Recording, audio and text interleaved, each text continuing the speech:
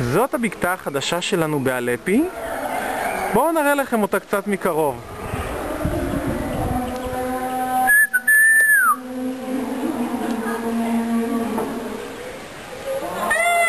שלום! ואתה? זה אני, חזרתי הביתה. בוא, תיכנס אהובי.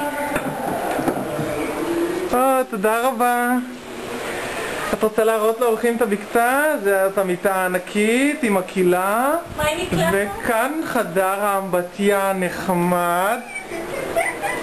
הילדים מתקלחים.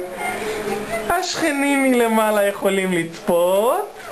איך הנוף במקלחת, ילדים? מדהים, המקלחת שלנו פתוחה, בלי גז. קוקוס. אפשר לשבת לחרבן ורואים את הנוף. למה תמיד לחרבן? אפשר סתם להתקלח.